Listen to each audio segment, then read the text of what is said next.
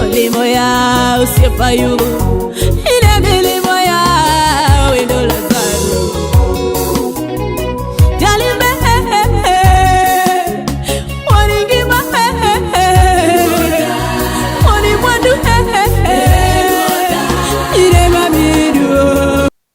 Agoyo ni Nyasaye maduong' moloyo erokamano kuom chako kela kendo e studio mar Lolwe TV mondo mi wapora ne weche mag Jehova Nyasaye kanyakla achiel, an kaachiel kod in ma ibet kama ibetie king'iya kata kiwinjo weche mag Jehova kakalo e wach mar TV.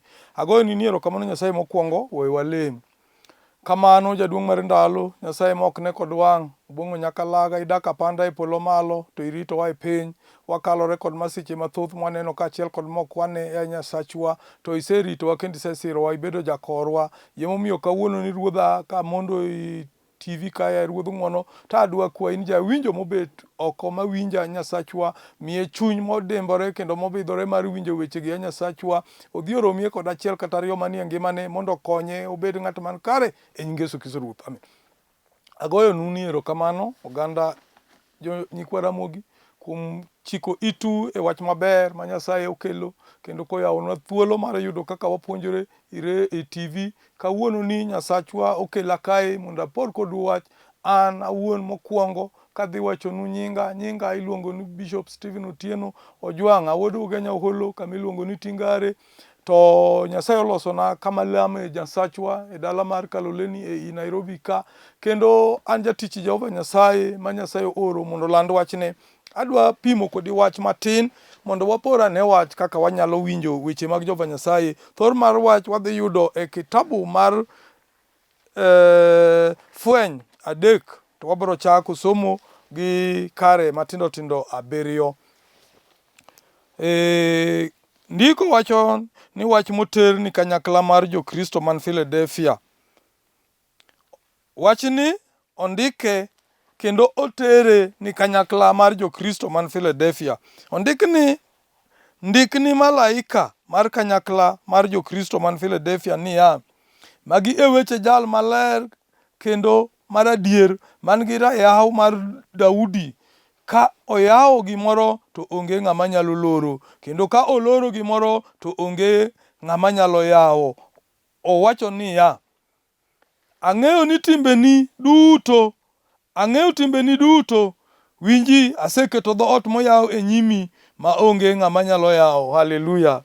Nyasaye wacho, ooro wachni ni Johana, ka Johana osetere twech, kendo koro Johana osetuch wengene en muofu, ok onyal neno, to Nyasaye pod omiye chuny ma iye moneno godo, kendo en kata kod teko mar ndiko wach. Iwinjo ka wachni ndiki, nikech wach mondiki en wach ma ok nyal ruchore, kendo en wach madong' nyaka chieng', nikech en wach ma kondiki moketie file kamoro kata kaka certificate, en wach ma koro ongirore, en wach ma ok inyal loko.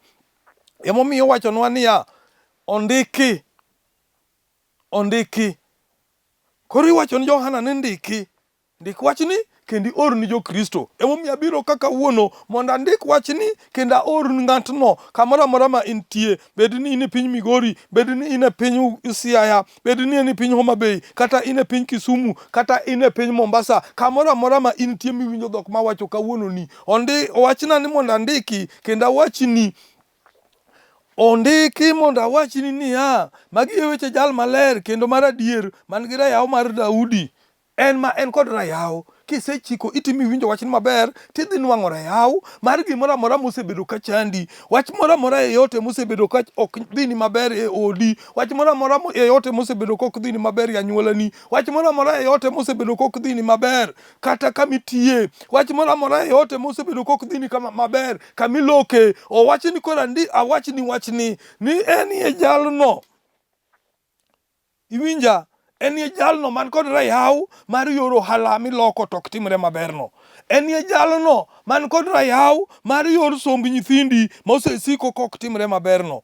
Enie jalno man kod rayaw mar ngimani mari, nikech isebedo ka tuoche chandi, to Jehova ni kod rayaw mar ngimani, omiyo onge gima nyalo timi. Duog ir Jehova Nyasaye, many Nyasach nditi loch maduong'ni mondo Nyasaye okonyi mondo yoreni odhi maber. Wach ni haleluya. Ang'eyo ni wach ni kawacho ni matek to kobi winjori ni maber. Emomiyo adwani mondo aduok duonda chien kendo awuo kodi mos iwinj wach ni maber. Nikech Jehova owacho kodhi nyime kar 8 owacho niya, ang'eyo timbeni duto, winji aseketo dhoot moyaw e nyimi ma onge ng'ama nyalo loro. Haleluya. Iseluor kendo iseneno no oganda anyuola kedo kodi gi loro dho ute ni te, dho ute mag somb nyithindi anyuolo loro, dho ute mag konyruok ni itiyo to ok inyal bedo kod ohala kod pesa makonyi, ok inyal yudo kaka inyalo konyori kata e odi. To Jehova Nyasaye owacho ni ang'eyo timbeni duto kaka itimo. Gimomiyo ok yore ni nyalo yawre, Nyasaye ong'eyo. Emomiyo owacho ang'eyo timbeni duto, winji aseketo dhoot moyaw e nyimi ma onge ng'ama nyalo loro. Ne teko modong' mar yawo dhoodni ni kuomi, in ema mondo idhir dhoot, loko osegol, kifungo oseyaw, thuolo dong' ni in mondo iywa pata mar rayaw mar dhoot, mondo dhoot oyawre mondo ine gik mabeyo ma Jehova okanoni loka machielo. Emomiyo an akwayi, chung' kuom Jehova Nyasaye. Owachonwa niya, winji aseketo dhoot moyaw e nyimi. Gimodong' en mana ni in ema mondo ikaw step, imek step mar yawo dhoodno mondo wecheni otimre maber. Owacho kendo ni onge ng'ama nyalo loro dhoodno. Dhano nyalo kedo kabisa ni gilor to ok ginyal loro nikech ok oyawe gi dhano, to en dhoot moyaw kod Jehova Nyasaye. Ang'eyo ni kata in gi teko matin kamano, to iserito wachna kendo pok ikwedo nyinga. Haleluya. Dhano matin katemo donjo matin, temo donjo ne adonja matin, to chunye oseol. Osewacho ni Nyasaye ni to Nyasaye mane? Nyasaye ok konya, aneno mana masiche, ok awinj maber, ok ane gima Nyasaye timo, abiro weyo Jehova Nyasaye. Sami biro weyo Jehova Nyasaye no, ye sama Nyasaye oseikore mar konyi. Emomiyo owacho ni muchi ta oneno kosedong' matin. In fact, oneno ka muchi osedong' matin. Oneno ka muchi osedong' matin, koro muya matin midong' godo no, gogo chongi piny mondo iywag ni Jehova Nyasaye, nikech dhoot oseyaw e mbeleni, osemi kifungu, osemi rayaw mar gik moko duto mabeyo minyalo neno e piny ka. Muya midong' go matin no, owacho ni ywagne go, sudgo ire, lame, tine go, winji aneno ka muchi to koro dong' matin. Koro muya modong' matin no, tin go Jehova Nyasaye. To winji, nitie jomoko mag oganda, jolemo mar Satan maluongore ni jo-Yahudi. Oganda osebiro mathoth. Oganda osebiro koro mathoth, kendo kanisni oseyaw mang'eny. Kiwuotho oko kata ineno kagi kacha, kendo giluongore ni gin jo-Yahudi. To jogi Jehova wacho ni Johana ni ndiki, tiwach na neno ko oganda osebiro mathoth. Giluongore ni gin jo-Yahudi, to ok gin jo-Yahudi. To giriambo ariamba. Abiro miyo gibiro mi gipodhi e tiendi. In no, ma ineno ka dho uteni oselorore no. Yemibiro neno ka Nyasaye chung' kodi, ma Nyasaye chak duog gik mabeyo e mbeleni. Nyasaye chak duog gik mabeyo e odi, nikech osesingore. Nikech oseneno jo-Yahudi makedo kodigo, mawuondore ni jo-Yahudi to ok gin jo-Yahudigo. Joma osebiro makedo kodigo, Jehova Nyasaye osenenogi. Joma osebiro makedo kod nyithindi, Jehova Nyasaye osenenogi. Jogo mosebiro makedo kod ohandi, Nyasaye osenenogi. Yemomiyo owacho no biro kelo jogo mapodhi e tiendi ma giyie ni kara Nyasaye en jakori. Kik chunyi ol nyara, kik chunyi ol mama, kik chunyi ol wuonwa, kik chunyi ol owadwa. Chung' kuom Nyasaye mondo Nyasaye obed jakori. Nitie weche mathoth mathuolo en mana in iwuon ema mondo imek step. Imeka step mondo Nyasaye oyawni yore nigo. Kech kapod ok imeka step, to onge kaka Nyasaye biro yawni. Meka step mondo Nyasaye oyawni, mondo ine gik mabeyo manie ot ot ma Nyasaye oseyawni, ma podi odong'ni mana mondo idhir dhoot idonj iye. Ibiro dhire karang'o? Ibiro siko kiywaka ywaka. Iringo kuom jobil, iringo koni go kocha, nikech ok inyal yudo kony. To sech ma esa ma idwa ni idhiri e dhoot mondo iyudie konyruok mar Jehova Nyasaye. Haleluya. Kwan matin 10 wacho niya, ne amiyi chik ni mondo itim kinda, kendo iserito chikna no. Omiyo an bende abiro riti e ndalo mar masira. Haleluya. kata masira yudre machalo nade. Inie mtoka podho ji otho te, to Nyasaye owacho nobiro riti nikech en jakori. Haleluya. Weche dhi marach noganda jirande ni kune to in gi ywak ni in to ang'ono momiyo weche ng'ane Ojwang ni to weche ne dhi adhiya maber. Kata kinde ma dhano thagore, dhano angaika onge gima dhano cham, to Ojwang ni kadhi ode tanwang'o mana ka chiemo nitie nikech Nyasaye osesingore ni obiro rita. Osesingore ni obiro rita kata e kinde mar masira, kata kaka kinde manyoro mar masira mar corona. Ng'iya ne to ngima ni in to nyochalo nade. Dhano angaika kata nyaka sama pod awuoyo kodini, corona pod nitie. Ngima ni dhi nade? Ise lose hope. Chunyi osepodho. Mise wacho no onge gima inyalo konyo. Ji mang'eny nyoweyo tich oringo dhi dala. Nikech nyok ginyalo kendo. Nyogi onge geno mar dak kata dala ma Nairobi ka. Nyogi onge geno mar dak kata boma ma Kisumu. Nyogi onge geno mar dak kata boma ma Mombasa. To wan go manyo waseyie kuom Jehova Nyasaye. Nyasaye nyowacho nobiro ritowa kata masira mabiro kwako piny ngima. Masira nobiro mokwako piny ngima. To wan jogo ma Nyasaye nyose walo kendo ma nyose igeno. In no miseyie kuom Jehova Nyasaye, misiko kigocho ngi piny mbele Jehova Nyasaye. Nyasaye oseriti makata masira no kobiro to in iwinja ni masira nyobiro. Nyochung ji e tich kabisa. Kama nyo dhano tie dhano 30, nyochung dhano modong dhano 5. To in ye kuom achiel mar ji 5 manyodongo. Ji moko nyo wacho ni dhi ti ot. Work from home. To in nyi dong kitiyo mana kamitieno. In fact nyi nyalo neno benefits duto ma ng'ama ni tich yudo. To jomoko nyo dhi tiyo ot ka. Nyo gionge kod allowances ma in koro yudo. Haleluya. Koro Nyasaye otimo ni ji maber. Yamomiyo singore kodwa. Owacho ni Johana, ni mondo ndik wachni owacho ni ken wach miora ora gi dhok kaka wuoyo kodini. To wacho ni mondo ndike piny. Ondik wachni piny. Mana kaka ineno ka ndiko weche na gi e buga ka. Andiko gi ka mondo gibed weche man gi teko nikech gin weche manyalo rifae. Ka dwaro rifa tanyalo dhi e buga ni tarifa. Emomiyo wacho ni Johana ni kik itera weche gi but ndik gi piny. Emomiyo wacho ni ndiki. Kisomo king'iyo kata Fweny 2 owach mana ni ndiki. En ndiki to gimo ndiko ok ruchre. En gimo wach no ondik ma osiro wach mabiro betie nyaka kinde mabiro. Kisomo e kwan matin 10 ne ami chik ni mondo itim kinda kendo iserito chikna no. Omiyo an bende abiro riti e ndalo mar masira mabiro kwako piny ngima mondo otemgo ji duto modak e piny. Ne masira ni biro mondo otemgo ji piny. Kata corona ni biro mondo otemgo ji. Pinje manyongirore kaka pinje mag wasunge emikwano e millions mag people motho.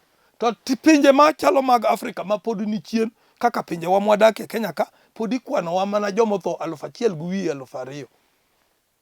Pok wachopo kata ji 5,000. To pinje mag wasunge winjo dhano tho in hundreds of thousands. Nikech ang'o? Nyasaye owacho ni masira ni biro mondo otemgo ji duto modak e piny. Abiro biro piyo, omiyo mak gima in go matek mondo kik ng'ato mayi osimboni. Nyawo mari mar sudo ir jo-Kristo osemiyo simboni chalo ka gima osemayi. Nyawo mari mar lamo Jehova Nyasaye osemiyo nyithindo ok nyal dhi maber kata kuom sombgi. Nikech in yemonegi lamo ni nyithindi. In emonegi siri nyithindi kod lamo. Abiro piyo omiyo mak gima in go matek mondo kik ng'ato mayi osimboni. To ng'at molocho anami bed siro e hekalu mar Nyasacho. Haleluya.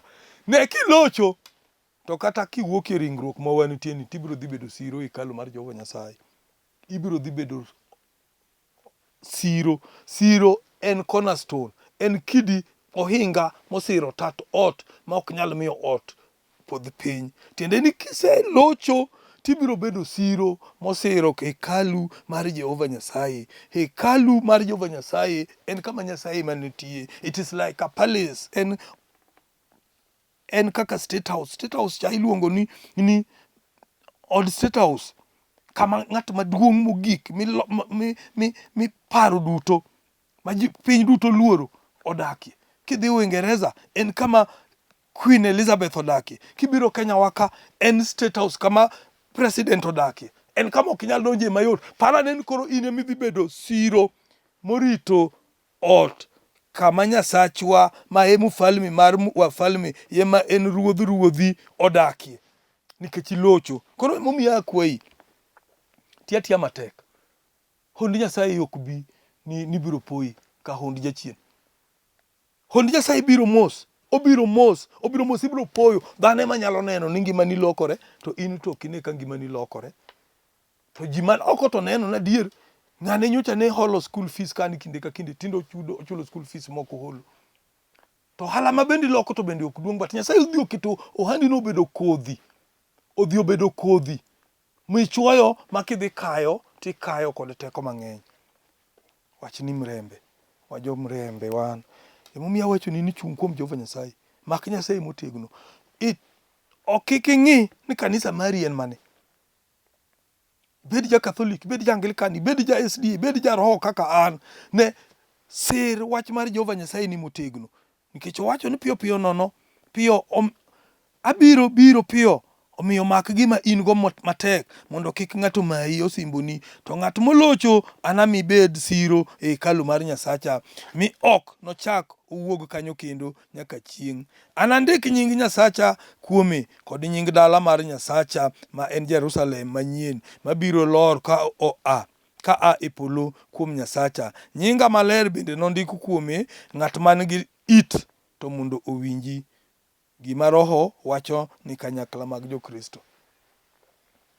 Wach ni Johana ondike maler, kendo wacho to Johana ndike, to Johana ni sandruok, kendo Johana nigi chandruok. Emomiyo winjo kowachonwa niya, kawasomo, emomiyo winjo kawabiro somo e Zaburi 138.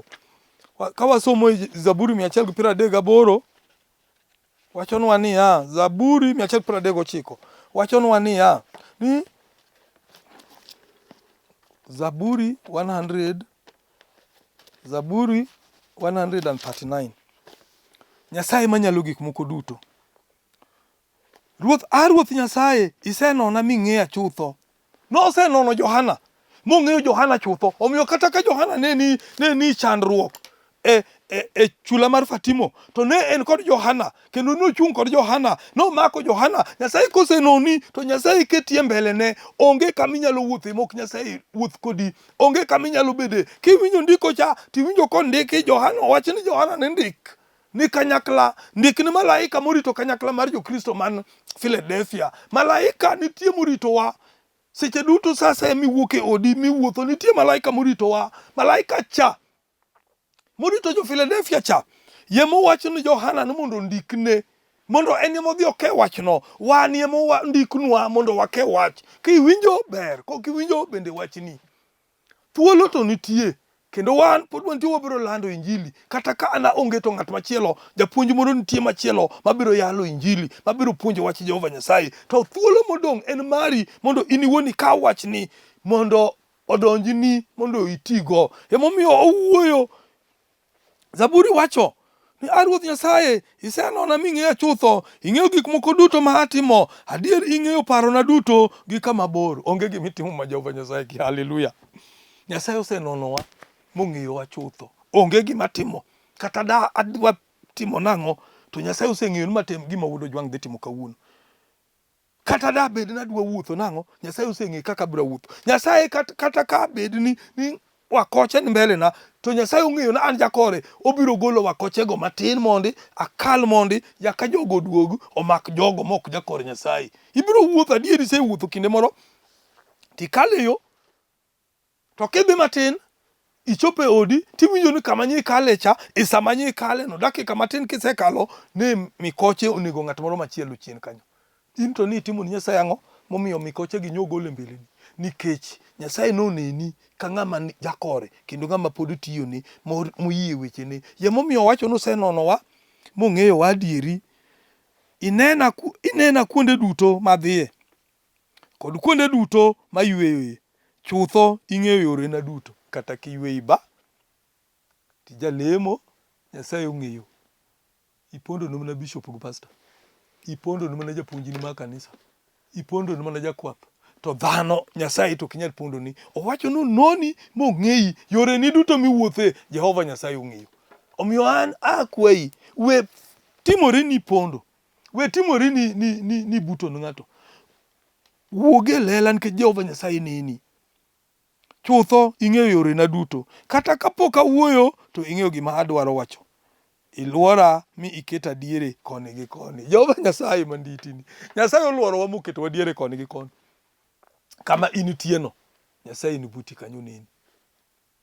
Wachnwa gidho mombo ni en a silent listener. En owinjo wach kolinga linga kamibetieno. Imesa ka mesa ma uchiemeno. Nyasaye en jachiemo machiemo kodu kanyo to ling thi. Owinjo weche duto muwacho. Ka gin weche mabeyo, ka gin weche makonyo, ka gin weche manyalo gero, ka gin weche manyalo jiwo chuny, to Nyasaye oyie kendo ng'eyogi.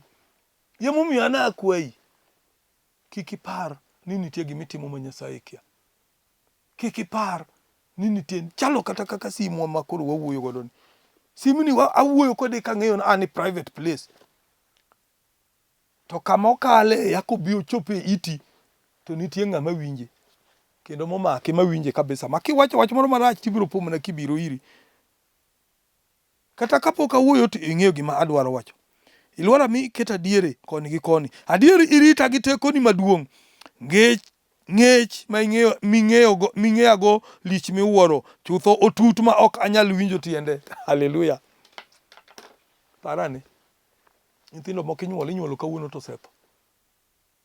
The other time mine moko nyobiro e workshop na kama tiye tij bao ni nitie nyathi moro motho at the age ndalo 4 kende onyuole to setho. Nyathi cha to ento nyotimo ni Jehova Nyasaye ang'o? In to nyonyuoli makoro sani an Ojwang hau higni 60. To pod angima. Awuotho kendo Nyasaye wena thuolo mar yalo injili. Kendo ang'eyo ni ka Nyasaye oyie pod abiro yalo injili kata another 20 or 30 years to come. Ka chung' na kuom Jehova Nyasaye. To mana Nyasaye dwaro mana bidhruok ma kisungu luongo ni integrity. Nyasaye dwaro bidhruok. Kiseyie ni dwa wuotho ni Jehova Nyasaye, misekawo simbo manyo wasekawo ni, to koro bidhri. Nyathi Nyasaye koro bidhri. Ke Nyasaye owacho noluorowa moyieyo wa diere. Onge gima wanyalo timo mokia. Koro bidhri. Wuothi mbele Jehova Nyasaye gadier. We bedo kod mibadhi. We pondo timo gik mopondo kiparo nok neni. Nyasaye neni. Yemomiyo gi yore ni ok nyal dhi maber. Yemomiyo gik mitimo ok nyal dhi maber. Yemomiyo ibiro ywago chiemo kate odi. Keto kitem ni Nyasaye maber. Jakwath manadi mabiro makoso chiemo e od. Tirito ganda mathoth. Keto ganda moko gose neno timbeni ka gin timbe mowinjore. Kar mondo ichok nyirombe mag Jehova, to tijni tij keyo nyirombe mag Jehova. Nyasaye to seneni ni keyo nyirombe. Chok nyirombe Jehova Nyasaye mondo giti tich achiel mar Jehova Nyasaye. Kech tich maduong' midwaro en lamo Nyasaye. Pako mana Nyasaye kende. Ye tich modong'. Nyasaye onge gima wanyalo timo ni maduong'. Mana yie ne en momiyo wangima. Kase yien Jehova momiyo ngima. To Nyasaye miya ngima no. To kendo miya ngima mongirore. Ngima maonge kod chandruok, ngima maonge kod achiedh nade, ngima maonge kod muodo lak, ngima maber ma dhano neno, ma dhano wacho nandi nyalo chunya gombo mondo adag kaka ng'ani odak. Koro in jatich Nyasaye, to ngima midak to dhano jaro. Ok idak ngima mamoro ji. To Nyasaye owacho niya, ng'ech mong'eyigo lich miwuoro, chutho otut ma ok nyal winj tiende. Nyasaye ong'eyi ma onge gima ni dendi ma Nyasaye kia. Wachane biology ma Nyasaye ochweyigo mibedogo kaka in. Everything, gimoro amora mani dendi ni kod purpose. Gimoro amora Nyasaye ong'eyowa matut. Oketo everything. Gimoro amora mani dendi. Wang'i ni kod purpose. Iti ni kod purpose. Gimoro amora mani dendi ni kod purpose. Nyasaye ong'eyi matut. Oketo gik moko duto gi tiendgi. Omi lekegi. Lekegi go omi oketo kod tichgi. Ma lekegi go tiyo. Omi lewi. Lewi ni purpose. Kata mana pien dendi ni purpose. Hallelujah. Ineno ka wasunge wuok thuchegi. Ni thuchegi ng'ich. Gibiro koni. Gibiro oyo chieng'. Wan Nyasaye ogwedhowa gi chieng'. Ogwedhowa gi koth. Nyasaye ogwedhowa weather. Agoni Nyasaye maduong' moloyo erokamano. Kech osudo kodwa mogik kodwa kanyo. Wacho ni ong'eyowa malich miwuoro. Chutho tut ma ok anyal anyal winjo tiende. Kada bed ni adwaro ringo roho mari to ere kama dapondi. Ere kama dipondi ni Jehova Nyasaye. Bende ni mathoth osetimo. Para ne Jona karingo wuok ore ni Neve to dhi Tashish. Jehova fuate nyaka mili kama ne entie no. Onge kama dipondi ni Nyasach nditi. En rieko motamo joma riek ng'eyo. Kaka ong'eyo watut moloyo kaka wang'eyo. Wan wapara ni wang'ere to kwang'ere moloyo kaka Jehova Nyasaye ong'eyo. Emomiyo gik matimore e ngimani gin gik ma Nyasaye noseng'eyo ni biro timore. To dog ir Jehova Nyasaye mondo Nyasaye otiekni midhierini kod chandruok manitie.